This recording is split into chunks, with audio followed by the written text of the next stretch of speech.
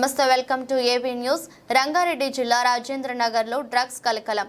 Sun city వద్ద 270 గ్రాముల MDMA drugs seize చేసిన శంషాబాద్ ఎక్సైజ్ బృందం. ఓ యువకుడితో పాటు లేడీ కిలాడి అరెస్ట్. సన్ సిటీ వద్ద డ్రగ్స్ విక్రయిస్తుండగా రెడ్ హ్యాండెడ్ గా పట్టుకున్న ఎక్సైజ్ పోలీసులు. మహారాష్ట్ర మధ్యప్రదేశ్ కు చెందిన ఇద్దరిని అదుపులోకి తీసుకున్న కాప్స్. ఓ ఈవెంట్ మేనేజర్ కు డ్రగ్స్ విక్రయిస్తుండగా పట్టుకున్న కాప్స్. NDPS యాక్ట్ కింద కేసు నమోదు చేసి దర్యాప్తు చేస్తున్న శంషాబాద్ SIG పోలీసులు. ఆయన ఉంటాడు.